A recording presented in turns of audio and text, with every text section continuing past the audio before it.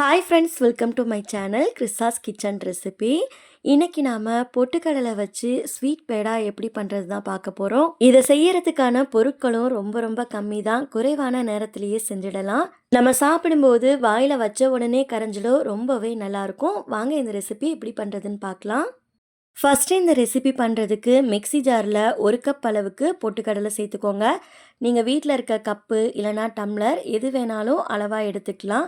எந்த கப்பால் நீங்கள் பொட்டுக்கடலை அளக்குறீங்களோ சேம் அதே கப்பாலேயே மற்ற பொருட்களை சேர்த்துக்கோங்க.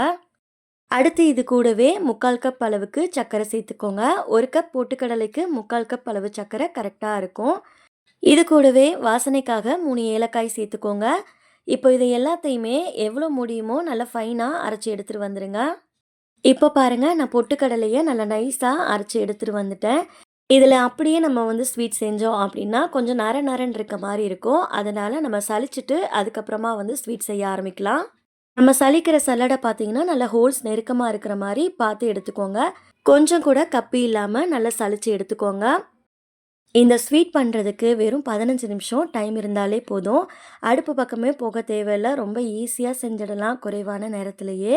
இப்போ பாருங்கள், நம்ம எல்லா மாவையும் நல்லா சலிச்சு எடுத்துட்டோம். இது மாதிரி நல்லா ஸ்மூத்தாக நல்லா ஃபைனாக இருக்கிற மாதிரி சலிச்சு எடுத்துக்கோங்க. அடுத்து இந்த மாவு கூடவே கொஞ்சம் கொஞ்சமாக நெய் சேர்த்துட்டு நல்லா கலந்து எடுத்துக்கலாம். நான் 1/4 கப் போல் நெய் எடுத்திருக்கேன். நெய்யை நீங்கள் டைரெக்டாக அப்படியே சேர்க்கலாம், இல்லைனா லைட்டாக உருக்கிட்டு சூடு ஆறுனதுக்கப்புறமா இதில் சேர்த்துக்கோங்க. கொஞ்சம் கொஞ்சமாக நெய் சேர்த்துட்டு இந்த மாவை நல்லா பிசைஞ்சு எடுத்துக்கோங்க. நம்ம இதில் சர்க்கரை சேர்த்துருக்கோங்கிறதால மாவை நல்லா பிசையும் போது கொஞ்சம் கொஞ்சமாக இலக்கம் கொடுக்கும்.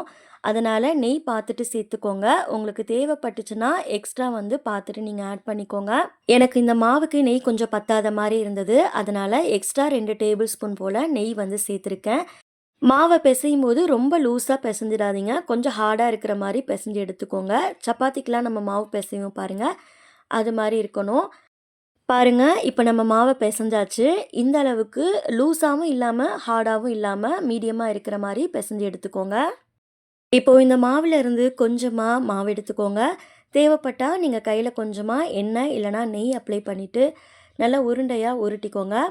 வெடிப்பு எதுவும் இல்லாமல் உருண்டையாக உருட்டிட்டு கையில் இது போல் லைட்டாக அழுத்தம் கொடுத்துக்கோங்க. நடுவில் ஒரு டிசைனுக்காக ஒரு விரல் வச்சு இது மாதிரி ப்ரெஸ் பண்ணிக்கோங்க. இதில் நம்ம விருப்பமான நட்ஸ் சேர்த்துக்கலாம். நான் பிஸ்தா நல்ல பொடி பொடியாக சாப் பண்ணிவிட்டு இதில் நடுவில் சேர்த்துருக்கேன். பார்க்குறதுக்கு நம்ம கடையில் வாங்கி சாப்பிட்றோம் பாருங்கள் பேடா, அது மாதிரி இருக்கும். அவ்வளோதான். இதே மாதிரியே பேலன்ஸ் இருக்க மாவுலையும் நம்ம ரெடி பண்ணி வச்சுக்கலாம். நீங்கள் இந்த டிசைன் தான் பண்ணணும்னு இல்லை, நீங்கள் நார்மலாக உருண்டையாக கூட நீங்கள் உருட்டிக்கலாம்.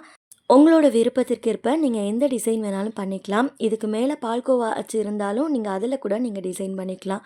இப்போ பாருங்கள், நான் பேலன்ஸ் இருக்க எல்லா மாவுலையுமே ரெடி பண்ணி எடுத்துகிட்டு வந்துட்டேன். இந்த ஸ்வீட்க்கு மேலே பார்த்தீங்கன்னா பிஸ்தா தான் சேர்க்கணும்னு இல்லை, நட்ஸு எது வேணாலும் நீங்கள் சேர்த்துக்கலாம். பாதாம், முந்திரி இது மாதிரி பொடி பொடியாக சாப் பண்ணிவிட்டு சேர்த்துக்கோங்க. பார்க்குறதுக்கு அழகாக இருக்கும்.